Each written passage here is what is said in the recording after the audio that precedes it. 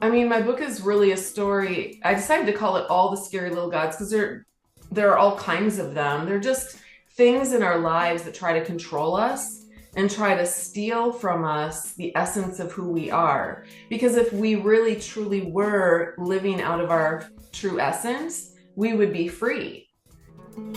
Hey everyone, I'm Tammy Sollenberger, the author of The One Inside 30 Days to Your Authentic Self. This podcast is for anyone curious about who they are, the different parts of themselves, and for those who want to connect with their true self. Welcome. I'm so glad you're here. So Natalie Hoffman is my guest today, and she wrote this amazing book called All the Scary Little Gods. And so, Natalie, I want to tell you something. So you had your publisher send me this book. And I usually, like before I have a podcast guest, I will either skim their book or look at their stuff online. Like I don't have time to read a book. I mean, I love reading. There's another part that says I have time to read the books that I want to read. And they have a lot of opinions about when people tell them to read books. They're like, no, no, no, no, no. This is one area of my life that we do whatever we want. So I brought your book with me on a plane and I was like, I'm just going to skim it. I'm just going to skim this while I'm on the plane. And then I'll be on the plane for an hour or two and there's some boundaries around it. Well, that's not what happened. I read every single word of this book. Mm. I wrote in it, which I don't write in books anymore because I don't want to keep books anymore. I want to pass them along. Like I used to be a writer in the book and keep the book. And now I'm like, I don't want all this stuff. So I was writing in the book. I wrote hearts. I wrote wow. It finally on page 223, I wrote, that's it. I'm triggered. And I had to write like personal parts of me that were just coming up that I was trying to push away the whole time because there was so much of your book either I related to or I had a big reaction to. And so I'm like, that's it. I got to write it down. I'm triggered. I can't do it. And I just wrote in your book, because I'm on a plane, and I wrote all the parts that I was noticing down. Yeah. So I just wanted to say that I read every single word of the book and I loved it so much. Now I'm curious about what's on page 223. Well, I'm like, I've got my book right here. it wasn't, I don't think there was anything on 223 exactly. I think it was like, let's see, I have my book here too. Let me see. Okay, this was the marriage intensive Yeah. chapter. I almost felt like when I was reading your book, I had this parallel process. I had my IFS parts were loving, absolutely loving, which I want to talk about the structure of your book and the way you were interacting with your parts. And I want to talk about that for sure because it was beautiful. So I had that happening that just felt like yummy and amazing. And then I had parts around my ex-husband and our marriage and his religious trauma, which we didn't have those words for it back then, but he has religious trauma. And so that was kind of coming up for me. And then the very few years I spent in sort of the church culture world, it wasn't actually that long when I think about it, but there was probably a 10-year period where I was in church culture, but kind of on the outside a little bit. And I noticed these parts of me that were like, who would I be in your story? And here's what would happen for me that I felt disgusted by. I would have stayed far away from you because Mm. I would have been overwhelmed by your situation. I wouldn't have known how to help you. And I would have made, this is so vulnerable and I don't know you, and I'm just saying this, I would have made so many assumptions about you that are completely wrong. And I Wow. just was feeling so much shame about that that I had to write that down. Oh, that's so interesting. It makes me sad for both of us. It makes me sad for all of my little parts and also all of the little parts of all those people that I went to church with. Mhm. They don't we didn't have a way of knowing or understanding or seeing each other. And I really think if we had, things could have been so different for all of us. We were all of us hiding in our own way and trying to keep ourselves safe. I think it's very gracious of you to say that. Like you, very gracious of you, um, because there's so much pain and so much hurt and so much trauma that you experienced, and knowing that that's people's parts and that's their protective system and your protective system, and that's what was showing up is all the different parts. We're having a parts party, and that's what was happening. I just think is very, very generous of you, given what happened. I experienced bullying as a child, but I also watched other kids get bullied. And I also experienced feeling like I wanted to stay away from those kids because I was afraid if I got too close to them, then I would get more bullying. Mm. And yet also I had so much empathy for them. I have an empathetic, highly sensitive nature. So I felt really, really terrible for them. And I had this push pull of wanting to ease their pain and also not wanting to get in trouble myself. For the most part, I did associate with them. I would like go and sit with them in the bus. And yes, I did experience that. But when I think about the people in my church and those dynamics, I think I did always feel like I could see a little person that had been bullied inside of them. You know what I mean? I Yes, could yes. see that they were reacting to me because of their own, not that they had necessarily experienced that type of bullying, but I think all of us as children, we grow up and we do experience lots of things in our lives that could be similar to that, even innocent things that our parents say to us that they don't mean to be bullying us, but they say things that we feel frightened by or scared by or feel shame about. I don't know. I think that's why I've always looked back at that bullying experience and been thankful for it, in that it helped me to care about other people more, because I know what it feels like to be the girl on the bus that's getting squished to the side, and called names. Right. And I hate that for anybody. So Yeah. So I want to back us up for a second, and it feels weird to ask this now, but I am curious if you're open to let everybody know. We can sort of do our opening question, and let everybody know where you are in the world and what you would see if you looked out your nearest window. yeah, I'm in a suburb of the Twin Cities in Minnesota. And so when I look out the window, there's a couple houses across the street. The one beautiful, if we were on the back side of my house, we're butted up to a kind of a wildlife reserve, just a small little one, but it's much more beautiful back there. But in the front, it's pretty much your suburban neighborhood. But there is a cherry tree right outside my window. And this tree very soon is going to be covered in white petals, and it's gorgeous. And it only lasts for about a week, and then they all fall like snow on the ground. So I'm really looking forward to that, though. Wow, that's beautiful. That sounds amazing. So this I want to read this quote, and then I want just to see what you want to say about this quote, just to kind of have people yeah, I think this is a great kind of summary. On 207, the beginning of part 3. I want survivors to know that it is possible to break the chains of all these scary little gods we have historically fawned after and placated. Why? So we can fly free into the light of the powerful God of love, who requires nothing from us other than to be exactly who we were created to be, exactly who we are. Yeah, my book is really a story. I decided to call it All the Scary Little Gods because there are all kinds of them. They're just things in our lives that try to control us and try to steal from us the essence of who we are. Because if we really truly were living out of our true essence, we would be free.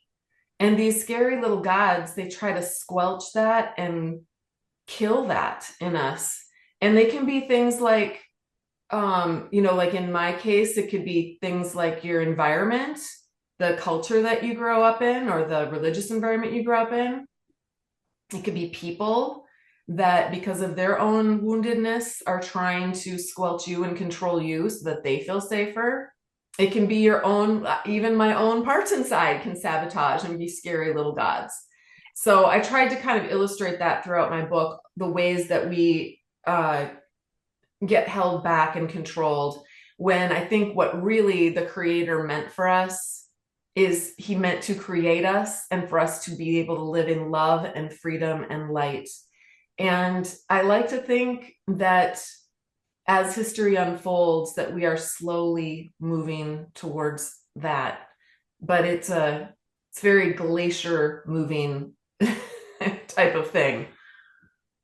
Yeah, and especially in certain, well, I mean, I guess I could say it this way, but I'm sure that's true in the business world and other worlds, but I don't know those worlds, right? I know the therapy world, and I know a little bit about the church world. So I'm sure it's happening in other worlds, but I would think that in big church organizations and structures that that is very true, where there's so much fear around this is who, like this is what a good Christian looks like, or this is what it looks like to be a good person. And then there's a lot of parts in them and in us that work really hard to keep that in place. Well, and it can feel safe if there's like black and white boundaries. Yeah. There are parts of me that really feel safe. Children like that. We like to know, where can I go? Where can I not go? What's going to be safe? And the church can provide that a lot of times by just saying, well, just do this, don't do that. Oh, if you do A, B, and C, then you're going to get this result. Oh, well, I want that result, so I will do that. And then people can figure out ways to manipulate using ideas. I like to, the Bible was often used, but I now I realize it wasn't the Bible as a religious book that was used to beat people up. It was people's interpretations of it. It was how people would spin different things, or they would pick some things out of the Bible and then ignore other things and then use that. And you can use anything, that's even amazing things, to manipulate and control other people. Anyway, I'm still on that journey of just extricating myself from scary little gods in my own life, and also really desire to help other people get set free from those in their lives as well. I love that. And I think the other thing that I really appreciate about your book is that idea that sometimes we don't even realize the traps or the messages, or in IFS, we'd call the burdens that we are holding from these scary little gods. Like we don't even realize the things that feel like true that aren't true, Right.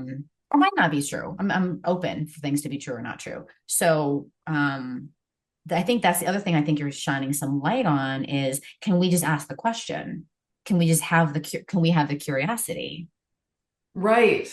Right. I know there were things that I believed at my core, things like a big one for me is, there is something fundamentally wrong with me. Mm. And then I would just go and look for evidence of that. And we can always find evidence for that in our lives, Yeah. right? And that that was definitely a core belief or a burden that I still work with that exile with, when it comes up. And it's a hook though for other people to control me with. If they know, all they have to do is just drop one little hint that there's something wrong with me, and I'm in shame immediately and trying to figure out what I need to do to help them to see that there's nothing wrong with me. Really, there's nothing wrong with me. That's so good. Yes. Yeah. You can see your system, right? You can see your system really rally. Like, right? Like that sweet part gets triggered or gets hit, and by that other person's part, right? They can, that their part Yeah. detector can really see that. And so that gets hit from by that other person's part. And then your system really rallies to sort of like, well, this is what we do. And this is what we've been doing. It predates them, right? It predates them. Oh, totally. Yes. Yeah. I wonder if we all have that. I think probably everyone struggles with that inside, some version of that belief. Yeah. Yeah. And then if Yeah. there's something wrong with us, then we can't be loved.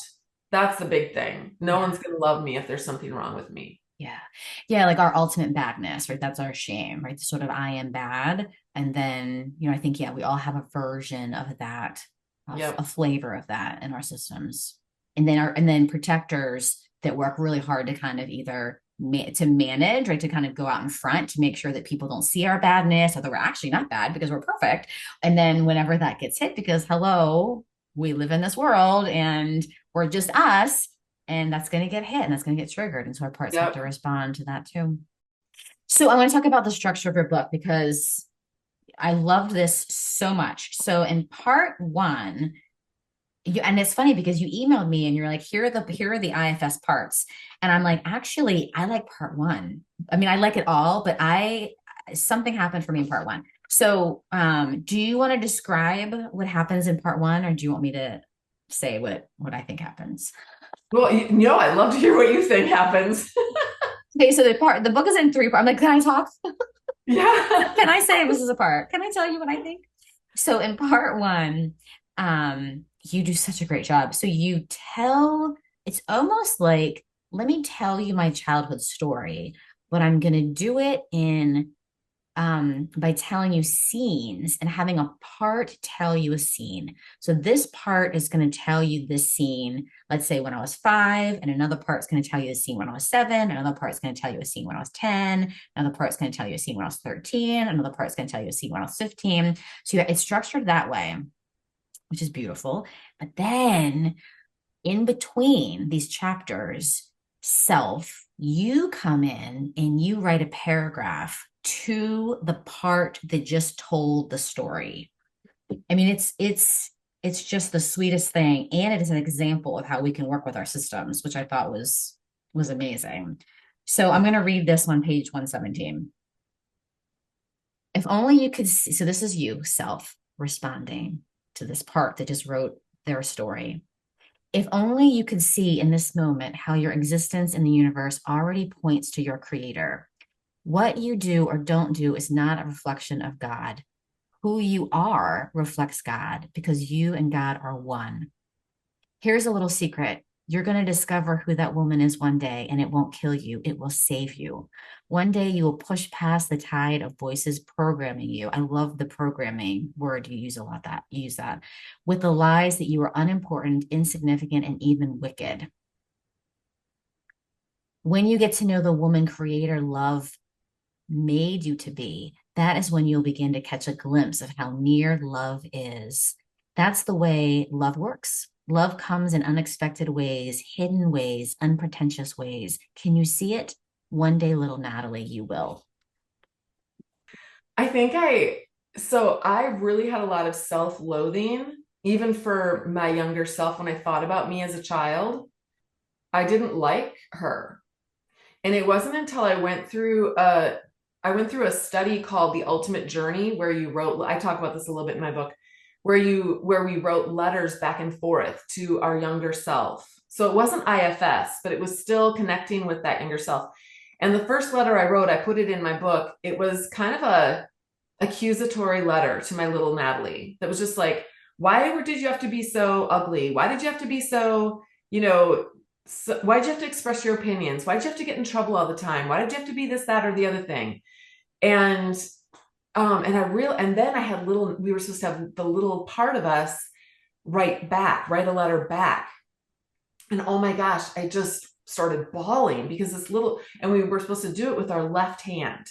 So you could see it in this scrawling writing. And this little girl wrote back to me that gosh, I'm going to start crying, that she was trying her best and she really wanted me to be proud of her. And she just wanted me to love her. I put that in the book too. I can't remember what it said, but anyway, then thus began the journey then of me writing back and forth between myself and my younger self. And then that was just the beginning though. I put pictures of my little girl. I put pictures of me as a child on my wall and I started talking to that person. And I had 9 kids. I would never talk to my kids that way. Why do I view myself that way?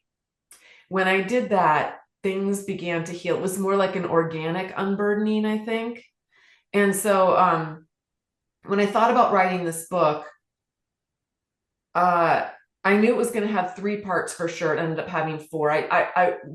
Part 2, I ended up just breaking into 2 parts in the middle. But I thought that first part, when I'm a child, I should let her tell the story. I should let my little self tell the story. But then as I started writing those little vignettes and she was talking, I had this just strong desire to answer her like, oh, honey, I can't believe you thought that. And if I could just go back and be your mother. Well, and there is a little IFS breakthrough that I had later on that I put in the book also, where I realized I had an epiphany that I actually am supposed to be I'm supposed to mother that little girl now. It's me. I'm the one that's called on to be that little girl's mother. So I wrote those little paragraphs at the end of each little vignette in the part one, they're kind of, someone asked me, who is that talking anyways? And I said, well, it can be whatever resonates with you. It can be like adult Natalie talking to little Natalie. It could be the Holy Spirit talking to little Natalie. It could be self talking to little Natalie. It could be a combination of things. It's the essence of who I am and it's love. It's love talking to little Natalie. What would love say to that little girl? This would be a great exercise for anybody to do, to write a little thing that happened to you when you were a child from that child's perspective. And then you, from a place of love, what would you say to that little girl or boy after they just came out of that situation? It was similar to, I'd had some EMDR therapy. It was sort of similar to that, processing through the situation, but then being able to see it from a bird's eye view instead of being in it and having it be happening to you in the moment. It was really a hard year last year. I started in January and that's all I did. I just wrote all year. And I have to say, it was a very emotional year for me because I went through journals, I went through paraphernalia, I went through letters people had sent to me. And it was really hard, but also really, really healing. So, yeah. I love that. I love that as an exercise of like, even if people don't don't know, oh, a part of me felt this, but maybe it's just a memory, right? I have this memory, and every time it comes up, there's all this pain or all this emotion or something with that. Then what if I wrote that? What if I wrote that memory down and I imagine that there's a part experiencing that? And then how would I, if I entered that memory, how could I, the adult me, the essence of me, the God in me, the love in me, respond to this poor, sweet part of me? Yeah. Or this bad part of me that acted in a certain way, or the shame thing that happened for me? And how would love, me, God, divine, creator, self respond? It's Yeah. beautiful. Yeah. I love that. I love that. And I imagine as you went through some of your history and some of your memories, you had to have that practice. Otherwise, that would have been incredibly, potentially like destructive for you. I think so. It actually was, it was good for me to see that I made enough progress. I've known for a few years that I wanted to write my memoir, but I also knew instinctively I'm not ready to write this story.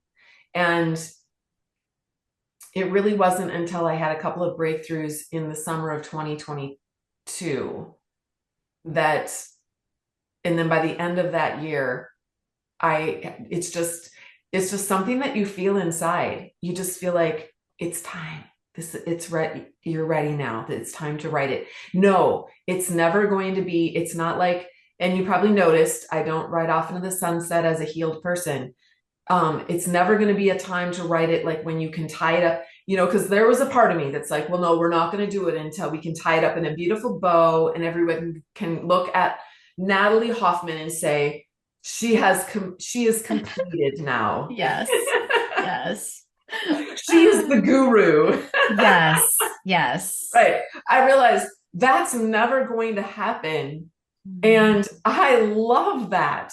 I love that because it means I come out of an environment where we're always looking to the gurus, the spiritual leaders. They're the ones who know, they're the authorities. They have all the answers. Yeah. No, what if all the answers are in each one of us for ourselves, and it's an organic process that happens because of the spirit. I would call it the spirit of God, the spirit of our creator, who is working inside of every single one of us. Yeah. And always there. I love how have you read Jenna Ramirsma's book Yeah. Altogether? Yeah. Okay, yeah.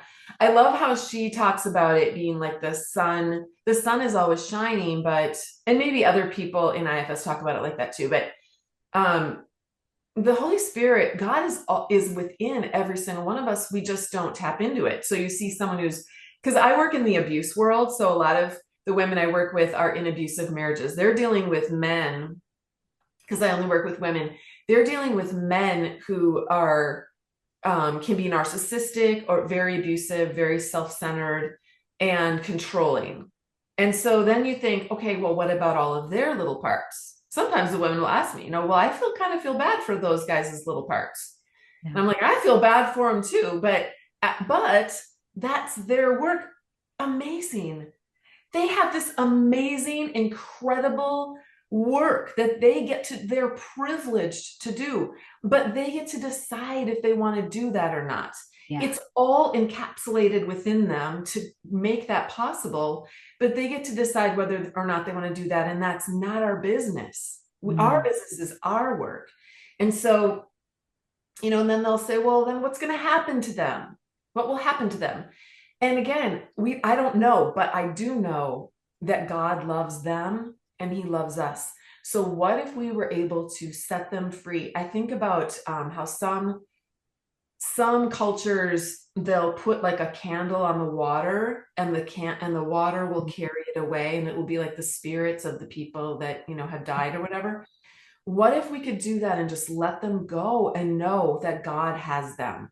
I don't know what happens after this world, but I like to believe that the creator is imaginative enough. I mean, if you look around you, it seems like he is, or he, or whatever. I guess it's not a gender. That God has some healing for them somewhere down the road. I don't know. But for right now, in the reality that we're living in right now, if it's not life-giving for you to be around that person, and if that person is harming you and creating more trauma in your life, then it's your job and your privilege to be able to protect that little child inside of you, that precious person that you are, from people that are just not able to enter into that vulnerability. And we're not going to be perfectly safe with anybody, any human, because we've all got these little parts inside of us. But there are some that we are less safe with, let's say, than others. And those are the ones we have to be careful around. I hear that. And you are giving these women such a gift. Your book is a gift to them. And this message is such a gift because, just to make big stereotype, they're told, whether it's a family or a culture or a religion, that they can't leave, right? That there's all these reasons they can't leave. And so they stay in these abusive relationships. And yes, these men have parts and they have scared little boys and they're bullies because they have little boys that have been bullied too, right? There's all this, we sort of know this. But yet that's the men's work, again, making a gender stereotype here. So excuse me if that's not right. But what I'm also hearing you say is you're addressing the part of the woman that says, well, what will happen? I have to protect them, right? I have to stay with them in order to make sure they're okay. Or I have to, right? So that's their part, right? Our parts are our enabling parts or our codependent parts to say, well, no, he needs me, or no, I have to stay. And so you name that part for them. That's what I'm hearing you say. Yes. Yeah. So is there anything else you want to say about the women that you work with and the message for the women, that any woman or any person that might be listening to this podcast that is either in a church situation or a family situation where they are being harmed and the culture that they're in is telling them that they cannot leave, that God will not love them, or that they'll be damned, or they will be rejected and abandoned by their friends and family. There's a lot at cost, right? People stay in relationships, and not that I'm saying, or you're saying, yes, leave every relationship if it's not good. I'm certainly not saying that. You're not saying that. I know a lot of people, they do say, just get out. Why don't you just get out? but there are many, many reasons why women have to stay. Sometimes it's financial, sometimes it's kids. There's a lot of layers of reasons why they might have to stay. But the good news is that you can still do this. I mean, I didn't get out until after I started doing some internal work and figure out what hook was inside of me that was making me be vulnerable to relationships like this, because it wasn't just my husband. I had friends that were very controlling and manipulative, and I was fawning after them and trying to, placate them also, and give and give and give until it was just completely wiped out. And I grew up with a mother who was controlling and religiously abusive. And so I think what our opportunities are, no matter what situation we're in, is to do this inner work ourselves. We have that opportunity. And then secondly, once we start doing that work, that's when things start to get more clear as far as what my own next practical steps might be. And it might be to just begin setting small boundaries for yourself around your time, or around who you spend your time with, or what kinds of things you spend. Even just my thinking that it was selfish to do certain things, like read fiction, for example. It's, selfish to read fiction because you're just enjoying something. And so to go start, to start loading up my Audible account with fiction books and just listen to them and enjoy them, and also learn amazing things about human character just from reading fiction. That was incredible and very healing for me. It's just such a simple little thing, but it opened up a small door, just a crack, and then other doors and windows started opening up too for me. The light shining in from those places were what then lit up the way to open up a pathway for me to get out of my relationship, and also the strength that I needed to do it. Because I did, 10 years before I got out, if you would have told me that I would be leaving, that would have absolutely terrified me. And I would not have been able to even comprehend that or wrap my brain around that. And then that I ended up getting out. Even after I got out, there were many times all of a sudden I would just stop and think, wait a minute, where am I? Who am I? What is my life? What just happened? Yeah. And it was very jarring and surreal. And it took a while to just get used to that this thing had happened to me, and that I was out, and that I was autonomous. And then from there, it just kind of snowballed. And I've watched women go through this so many times, but once you get out and things really open up, now I describe it like, I put this in my book too, I think. I describe it like, I felt like my life was walking, I think this is in Lord of the Rings. They're climbing. Did you see Lord of the Rings at all? Yeah. Okay. They're climbing up the mountain. They're walking up a mountain on this ledge, and the mountain is on one side. And then if they just step over 2 feet to their right, they're going to plummet to their death. Right. So you're very limited as to what you cannot dance on that amount of space. You're really not free. You basically need to cling to the mountainside and climb. But getting out of a relationship like that, or getting out of environments like that, is like being plucked from that place and being set down in a wide open field where you can run and dance, and you can trip and fall, and it's okay, because then you just get up and run and dance again some more, and you're free. You don't have to worry that you're going to plummet to your death at any moment. And other people are running and dancing too, and everyone is happy, and we're all, obviously I'm speaking metaphorically. Real life is not like that all the time, but that's just, relatively speaking, that is the difference in my nervous system and how I felt about my life. Those two metaphors probably perfectly describe it. So yeah, I think it's a slow process, but it really starts within yourself and your own personal work. And as far as the personal work goes, because sometimes people will say, well, what does that mean? It just means it means connecting with that little lost person inside of you. We would call them exiles in IFS, and loving them and building a relationship with them. They are your essence. They are they are everything that's amazing about you. And they're just curled up in these little fetal positions, trying, sad because they think they're not worthy or there's something fundamentally wrong with them. It's our job. It's not, we always look for other people to make us, to set us free and to fix us. Maybe maybe this thing will fix us. Maybe that thing will fix us. No, we're the ones. We are the one that is going to fix us.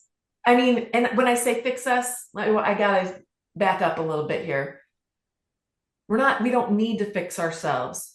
We need to love ourselves. We're the one that's supposed to love ourselves. And love is always, always what sets us free. The Bible says perfect love casts out fear. So love is over here and fear is over here. And if we are living in fear, which is where we get shame and, anxiety and all of that, if we're living in fear, then there's opportunities for love to break through. And where are those opportunities, and how can we connect with that little person inside? That's really what my book is all about, I think, at the end of the day. Did you get that? I mean, that makes so much sense. Okay. Yeah, that makes so much sense, that these parts, and I love what you're saying, that's super practical for anybody that's listening that are in these circumstances. Just begin. I think it might even be hard for them to begin with the exiles. Just begin with the part that says you can't read that book, right? That would make you a bad girl if you read that book. Let's just start there, right? Yeah. Start with where are the fears? Like perfect love casts out fears. Where are the fears? What do the fears say? What do the fears tell you? Let's start there. Let's start with being curious about the fears, write out the fears, and then imagine a part of you really believes that.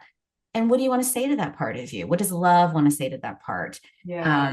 I love that, because that's the work that you can do no matter what circumstance you're in. And I think that makes so much sense, because if your parts are climbing up this very narrow, scary mountain, then we have to work with those parts first before they're free in the field. We've got to work with these sweet parts that are climbing up the mountain, that think that that's how you do life. This is how we do life. This is how we have to do life for lots of different reasons, whether it's family, religion, structure, culture. This is how we have to do life. And they've been told that or taught that. That's part of their burden. So yeah, I really get that they can't even imagine. They don't even know that there's a field to dance in. Yeah. They don't even know that exists. Well, another thing too is we don't know that we have choices and options, and that it's okay to make mistakes. I talked about that too, how we come across into a fork in the road where we have to make a decision, and we're so paralyzed because, well, what if we make the wrong decision? What if there was no wrong decision? What if it's just we pick a path and we walk on it, and then that path could branch off into a new direction? And it's supposed to be an adventure, not a one fork in the road where, there's a right way and a wrong way. I think that also has set me free, even in my everyday life, when I have to decide, like I might get asked to babysit, for example, and I have to decide, well, oh shoot, if in all the details about if I babysit that night, then this is going to have to shuffle and that's going to have to happen. But then I really should be there for my children and blah, blah, blah, blah, blah. I've got grandchildren. So I'm talking about babysitting grandchildren. But now I feel so much more freedom to say, that's not going to work for me, but here's what can work for me. Whereas 10 years ago, I'd be like, okay, I'll make it work. I'll figure it out. And I would just be throwing myself under the bus and not feel freedom to figure it out a different way. There's so many different ways. It's like so exciting. There's so many different options. Right. Well, that's what parts do, right? Parts say there's only one option. There's only one option. Yeah. There's only one way. And they often don't know that they're choices. So what you said was so beautiful. Like, I'm so curious how that's landing on people. The idea that, like, wait a minute, there's more than one path. Wait a minute, I have choices. Wait a minute, I don't have to just react in this way. Wait a minute, I don't have to just do it the way I've always been doing it. Like, I don't have to do this relationship. I don't have to have the conversation. I don't have to always say yes. I don't have to always say no. Like, there's choices. And that's it's not one of the C words of self energy, but it could be choice. Yeah. Yeah. So we have choice. I always ask people when I'm coaching, I group coach inside my program. I don't do individual coaching, but I always say, I wonder what life would be like if, and then I'll say the opposite of what they are bringing with me as their belief. I wonder what would be like, or what life would be like. And their brain just kind of tilts a little bit because they never thought about it before. They never thought about another option or another way of thinking about it. And when they think what life could actually be like with a different thought or a different belief, it just opens up so many possibilities. And I want to really honor the parts that are scared to death about that. That also, there are parts of you that don't Yeah. let you imagine other possibilities because Yeah. that's really scary. So it's Yeah. really scary. Like 10 years ago or 10 years before you and your husband split up, it would have scared that part to death Oh my because gosh. Yeah. choice that was not the That's not safe. system. Yeah, yeah, it's not Yeah. safe. Exactly, Yeah. exactly. Yeah, so good, so good. Um, what else before we go? Because we have to go in a few minutes. Anything else that you want to say? I think we need another hour together. Um, I love women of faith, Christian women in particular, just because that's where I came out of and I understand what a lot of them are going through. I just see so many of them just sad and life didn't turn out the way they wanted it to, and it didn't they did all the things that they were supposed to do and it didn't pan out the way they were promised. And I see so many of them disillusioned about who they are as well as who God is. And I just want so much for them to see that who they are is incredibly beautiful and precious and deserving and worthy and beloved. And who God is he's not a scary little God. He's not a petty, whiny control freak who, only gets glory if everyone's doing everything that that pleases him. That describes a narcissist. It doesn't, I don't believe that's who God is. And Mm, I'm hoping that my book, even though it's a story, I'm hoping that it changes and shifts people's paradigms about themselves and about God. beautiful, beautiful. Natalie, if you weren't doing all that you do and you had to do something different, what would you do instead? If I were to start all over again without all of the experiences that I had, I would have, I would be an English professor in a college somewhere, a university somewhere. I would have gotten my PhD and I would be teaching literature to Mm, college students. That's what I mm, would be doing. There's a part of me that's just like, couldn't we still do that? yeah. But I don't have that drive anymore. Maybe in another life, but no, that's not going to happen in this lifetime. But I think that's what I would have done if I wasn't doing that. Didn't Yeah. grow up differently and ended up doing this. I really believe that this was my destiny. I believe that God had all of this. It could have gone a lot of different ways, but this is the way it went, and this is the way. So I choose to believe this is the way it was supposed to go, and that makes me very happy. Well, Natalie, how can people find you and find out more about all the things that you do? Well, I have a podcast also. So people who are listening to this, they probably like podcasts. It's called Flying Free, and it's mainly for Christian women in emotionally and spiritually abusive marriages. But I hear from men too who write to me and tell me that they have benefited from they just switched the genders and then they've benefited from those podcast episodes. So you can find me there. My website is flyingfreenow.com. And then my book is on, you'll put a link to my book. It's on Amazon right now in Kindle and paperback and Audible formats. And those are the ways you can find me. That's wonderful. Well, thank you so much for being brave and free and sharing your story with all of us and all your sweet parts. Thanks for hanging out with us today. If you like this episode, please subscribe, rate, like, all the things. My book is available at your favorite independent bookstore or all the places books are available. You can also visit my website, tammysallenberger.com, where you can download a free meditation on getting to know your should parts. You know, there's parts of you who remind you of what you should be doing. They sound a bit critical at times. Yes, we all have them. You can follow me at IFS Tammy on Instagram and Twitter and the One Inside Facebook page. I'm so grateful for Jack Reardon, who created the new music. Jack is a graduate of Derek Scott's IFS Stepping Stone program. Thanks, Jack, for getting me. And to you, thanks for listening.